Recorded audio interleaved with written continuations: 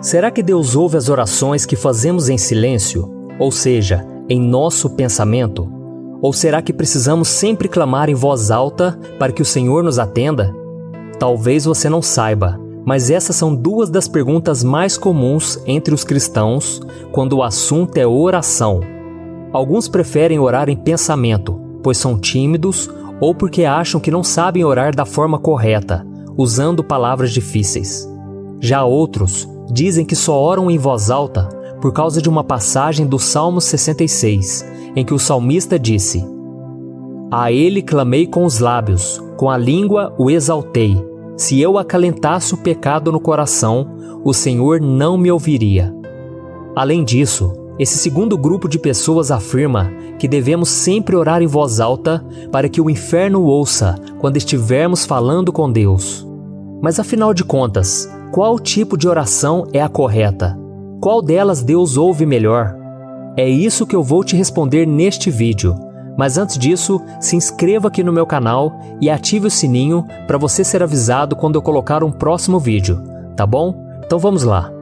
No livro de Oséias capítulo 4, o próprio Deus disse: "O meu povo está sendo destruído, porque lhe falta o conhecimento." E realmente, muitas pessoas sofrem e não conseguem ter uma vida de oração porque acreditam mais no que as pessoas dizem do que nas palavras de Jesus.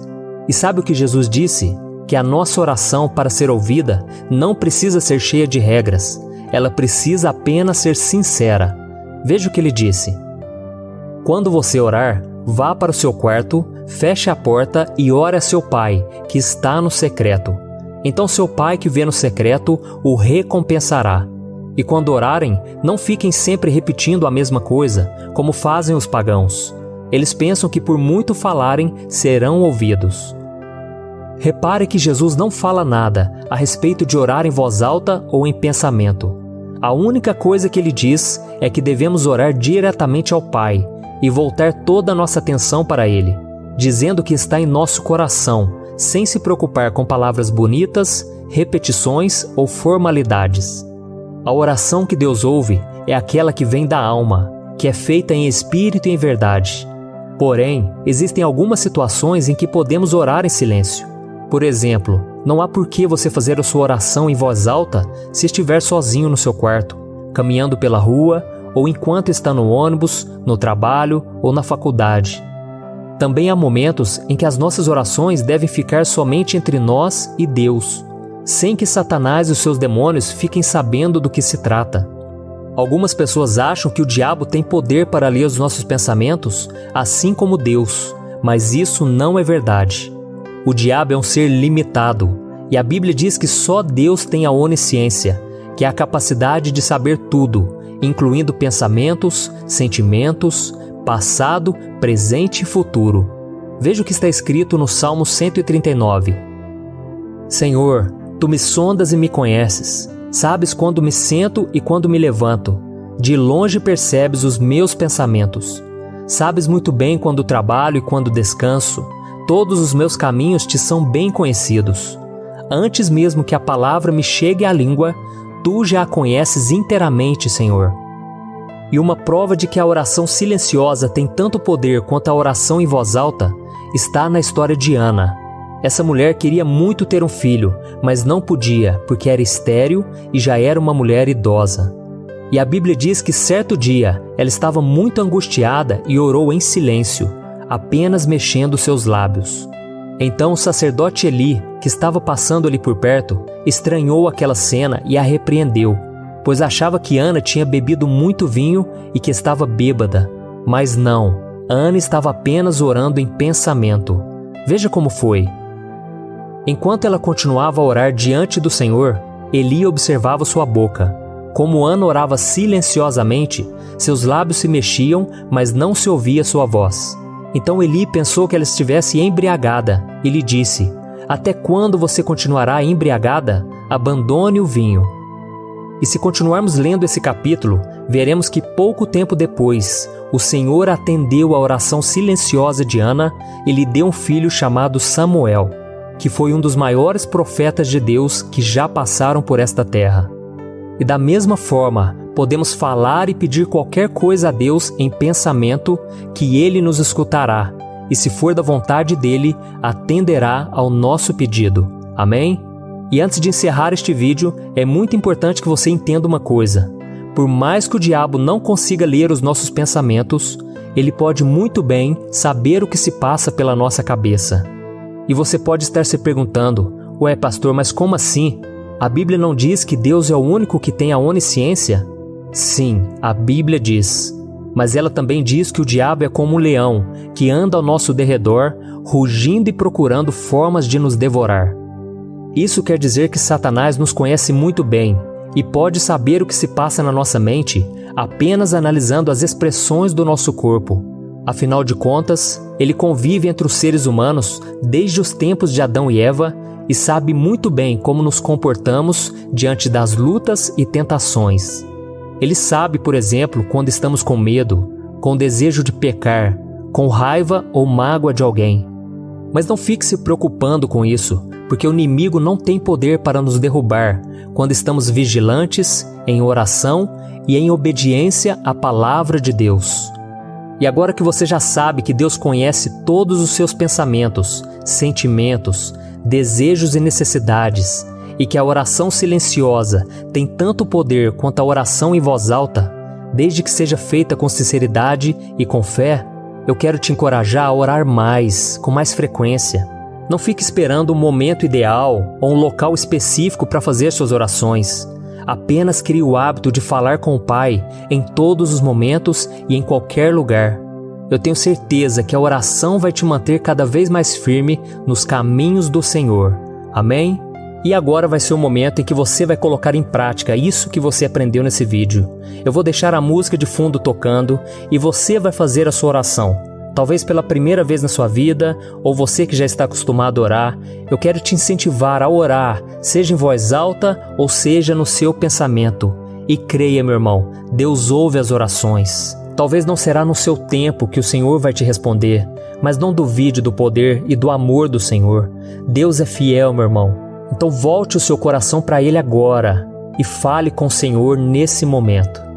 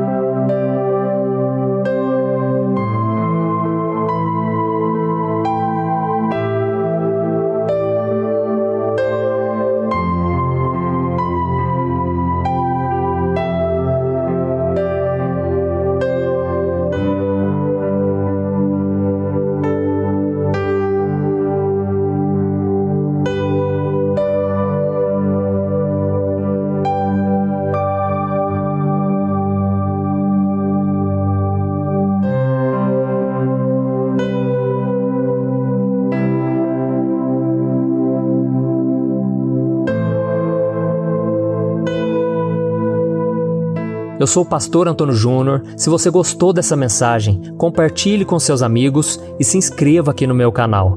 Deus te abençoe.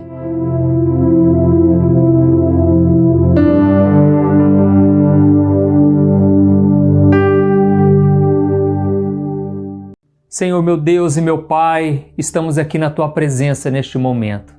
E eu apresento diante de Ti, meu Deus, a vida deste irmão e desta irmã que acabaram de entrar aqui nesse vídeo.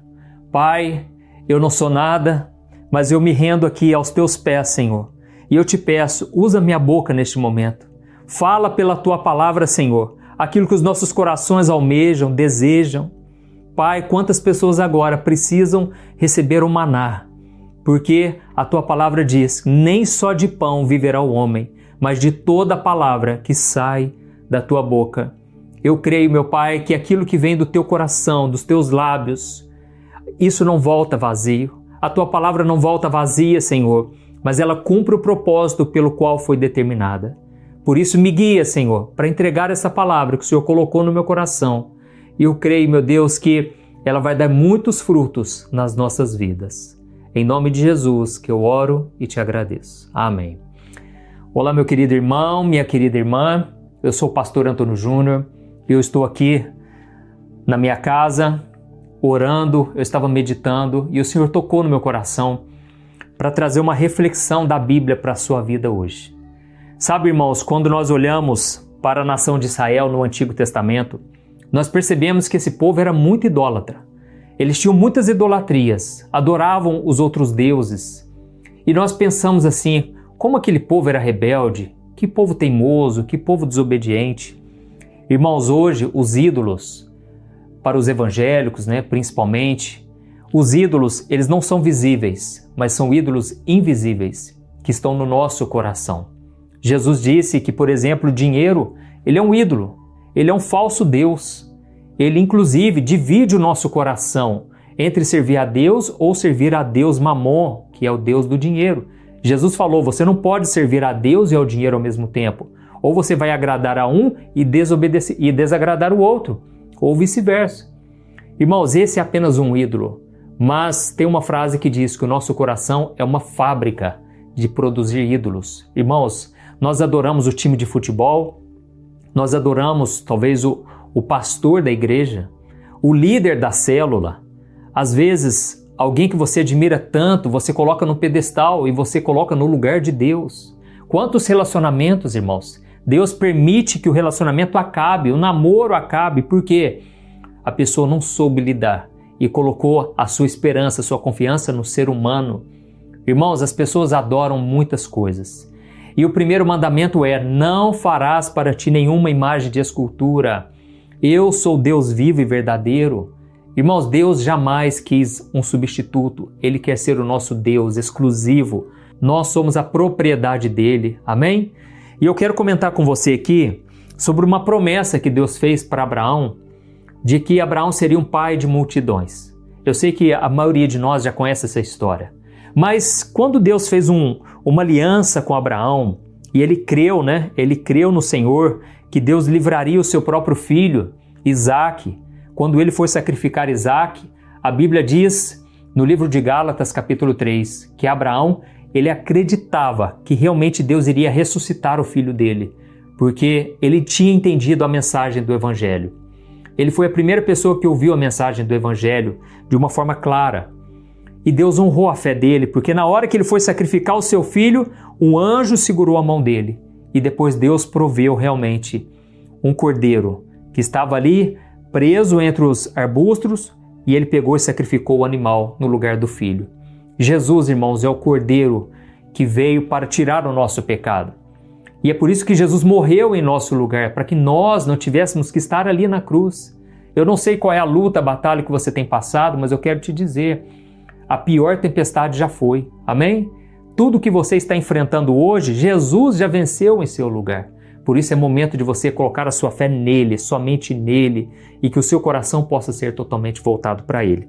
Então a Bíblia diz aqui em Gênesis 15, o versículo 11, que quando Abraão ele fez uma aliança, ele fez um ritual ali, de consagração ao Senhor, Naquele momento, as aves de rapina começaram a descer sobre os cadáveres, sobre aqueles sacrifícios, mas Abraão as enxotava, ele mandava elas embora. Irmãos, essas aves, elas representam os ataques espirituais. O diabo queria frustrar o plano de Deus aqui, logo no começo, mas Deus deu o livramento através de Abraão. Mas Abraão teve o discernimento e ele expulsou aquelas aves.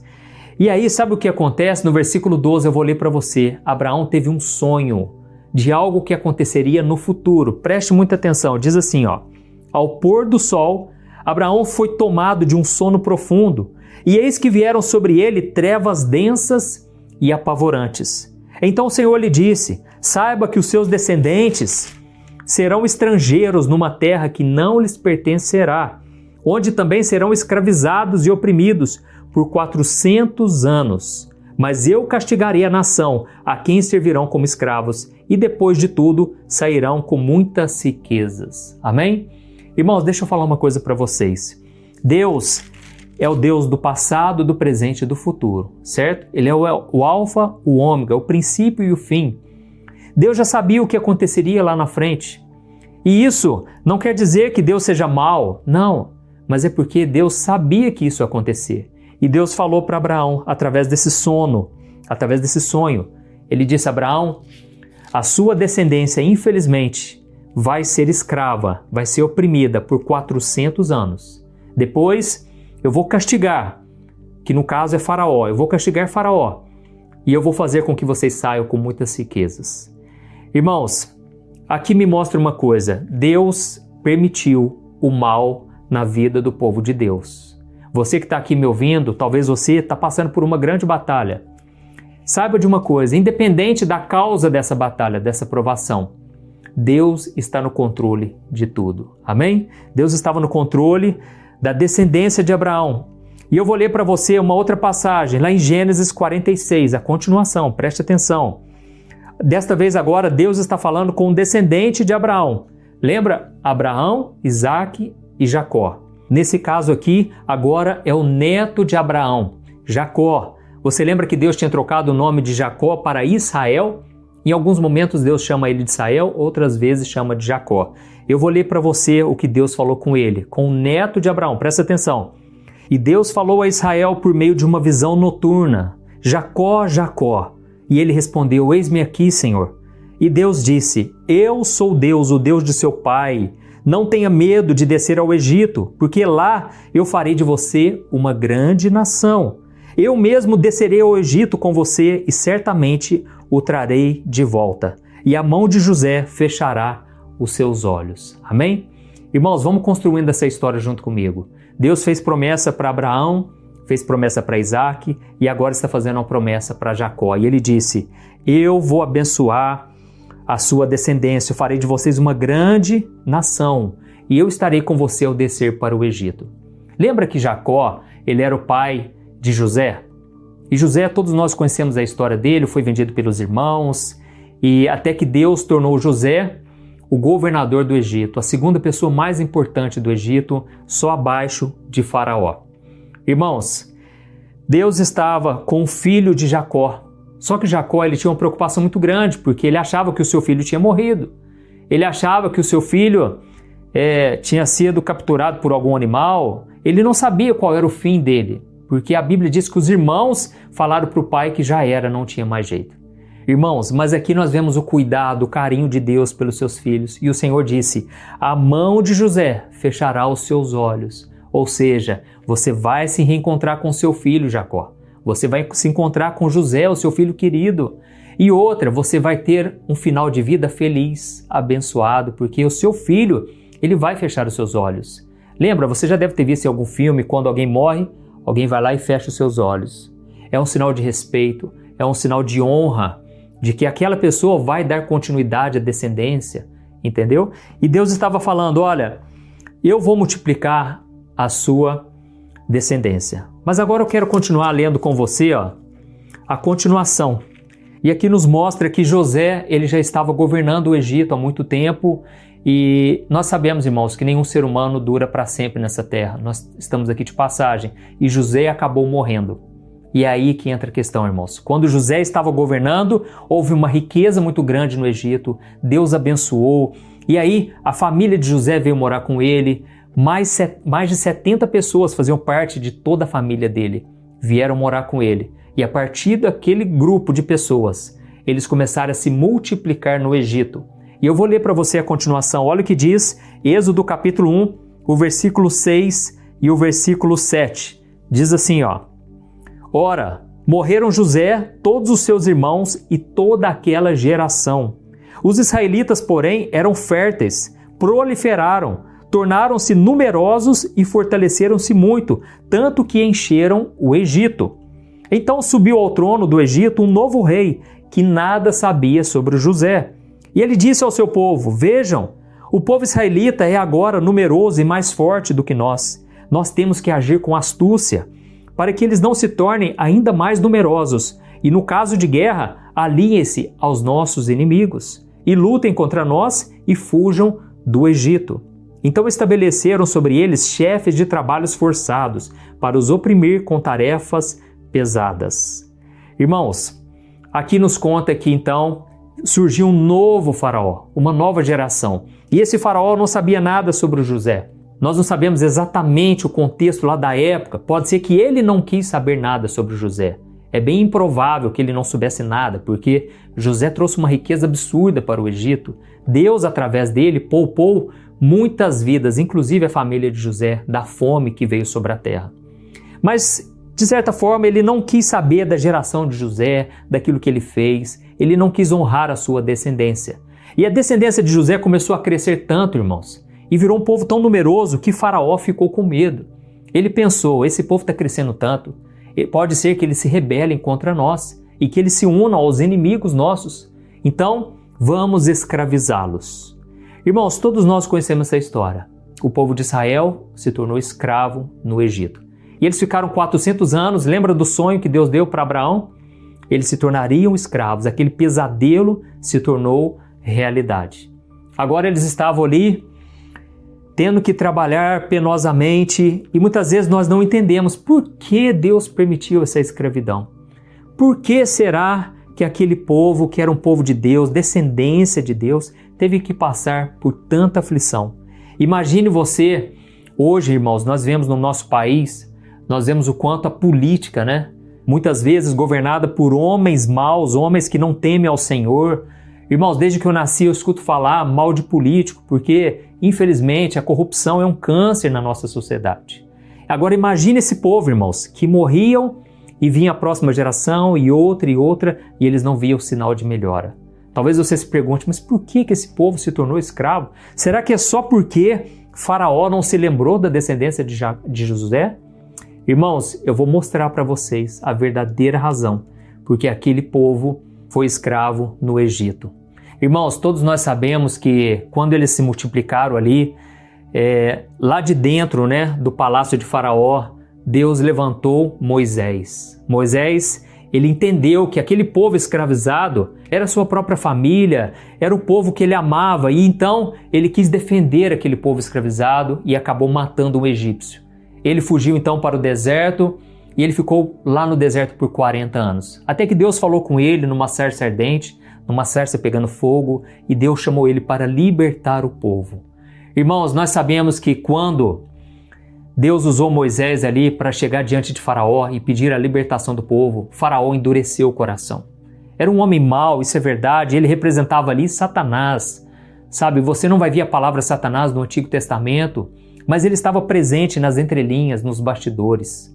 Isso porque não se falava sobre Satanás no Antigo Testamento, porque o povo ainda não tinha um conhecimento profundo sobre o mundo espiritual, assim como nós temos hoje. Porque com Jesus, aí nós entendemos que realmente temos um adversário, que é Satanás, nós entendemos que existem principados e potestades. O Novo Testamento abre essa cortina diante de nós, coisa que no Antigo Testamento você não encontra.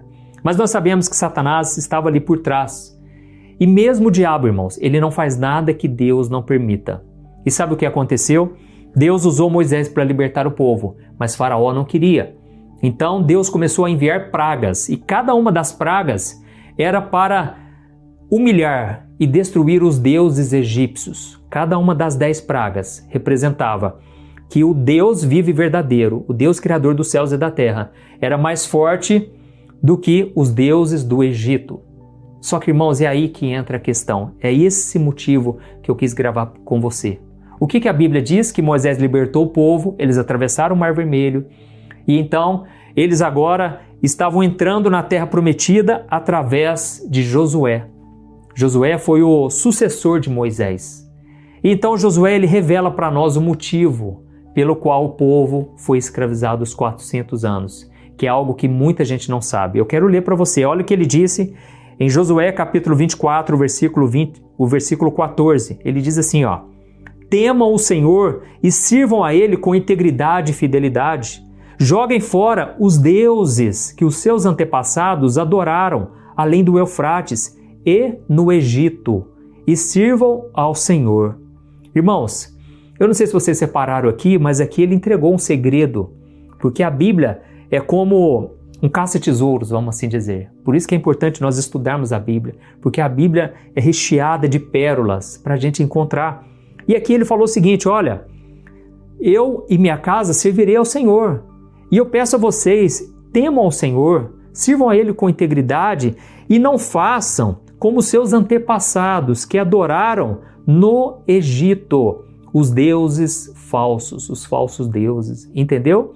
Então aqui ele nos deu uma chave espiritual. Irmãos, aquele povo foi escravizado no Egito porque eles se afeiçoaram com os deuses egípcios. Isso mesmo, 400 anos, irmãos, de escravidão. Sabe por quê? Eles começaram a gostar dos deuses do Egito. Irmãos, tinha Deus para fertilidade, Deus para prosperidade, Deus para todas as áreas da vida. E os hebreus, que estavam ali, eles só tinham um Deus para servir. Pense nisso, as pessoas pensavam assim, o nosso Deus a gente não enxerga ele, a gente não pode tocar nele, a gente não pode ver a sua face. Enquanto isso, os deuses egípcios eram muito atraentes, irmãos. Eram deuses gigantescos, eram esculturas gigantes e aquelas pessoas apaixonaram. A verdade é essa, irmãos. Os hebreus se apaixonaram pelos deuses egípcios. E é por causa disso que veio a escravidão. E eu vou ler só mais uma passagem para você entender que realmente isso se concretiza, isso era verdade. E foi o próprio Ezequiel, o profeta Ezequiel, ele trouxe essa mesma revelação. Olha lá, Ezequiel capítulo 20, o versículo 7 em diante, preste muita atenção, ele disse assim, ó: e eu lhes disse, desfaçam-se todos vocês das imagens repugnantes em que vocês puseram os seus olhos, e não se contaminem com os ídolos do Egito.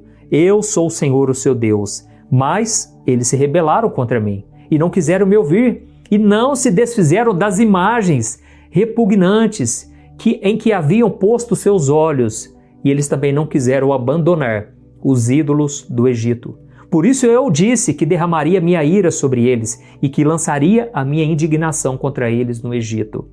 Mas, por amor do meu nome, eu agi, evitando que o meu nome fosse profanado aos olhos das nações entre as quais eles estavam, e à vista de quem eu tinha me revelado aos israelitas para tirá-los do Egito. Por isso eu os tirei do Egito e os trouxe para o deserto. Irmãos, aqui o profeta Ezequiel está nos falando o seguinte, olha, aquelas pessoas se apaixonaram pelas imagens repugnantes. Irmãos, foi muito atrativo tudo aquilo no Egito que eles viram. Eles nunca tinham visto nada parecido, sabe? Até hoje, quando você vai lá, e eu já tive a oportunidade, fui 2 vezes no Egito, é gigantesco, tudo lá, irmãos, é gigantesco, é monumental. Irmãos, e os hebreus, eles então caíram nessa tentação. Essa é a mensagem, eu quero te falar uma coisa aqui agora. Se você vencer a idolatria, se você não tiver nenhum ídolo no seu coração, nenhuma pessoa, nenhuma coisa, nenhum bem material, nenhum sonho, às vezes, irmãos, o ídolo é o seu sonho, é o sonho de casar, é o sonho de ter um filho. Irmãos, nós devemos adorar somente a Deus. Se Deus quiser, Ele fará todas as coisas. Inclusive, eu creio que Deus é bom, Deus é misericordioso, e no Salmo 37 diz que quando você se deleita na presença dEle, Ele concede os desejos do seu coração. Amém? Deus tem prazer em realizar os nossos sonhos, irmãos. Mas nunca podemos colocar nossos sonhos no lugar de Deus. Sabe, irmãos, muitas pessoas não prosperam, não crescem na vida, ficam uma vida amarrada, porque ainda tem ídolos no seu coração. Supere esses ídolos. Sabe, dê a volta por cima, não aceite que nada preencha o seu coração a não ser a presença de Deus. Quando você jejua, por exemplo, você está dizendo ao Senhor: Deus, Tu és mais importante que o pão que eu me alimento, que o meu alimento. Sabe, irmãos, muitas vezes nós estamos tão focados nas coisas terrenas e aí então nós passamos a adorar outros deuses, outros ídolos. E aí então Deus, ele acaba se tornando apenas um complemento. Você passa a usar Deus para concretizar os seus sonhos, entendeu? Você inverte os papéis. Você, em vez de buscar o reino de Deus em primeiro lugar, você começa a buscar todas as outras coisas e no fim você busca o reino de Deus. Irmãos, isso tudo é idolatria. Nós precisamos pedir perdão a Deus, porque quando Deus enviou as pragas para o Egito, Deus não estava apenas humilhando o faraó. Deus não estava apenas envergonhando o inimigo, mas Deus estava mostrando para o seu próprio povo, principalmente, irmãos, Deus estava mostrando para os hebreus: olha, vocês têm que parar de adorar esses deuses, porque olha o que eu estou fazendo com eles. Ó. Eles são pó, eles são nada. Vocês estão adorando aquilo que não pode responder suas orações. Vocês estão confiando em alguém que não pode preencher o vazio do seu coração.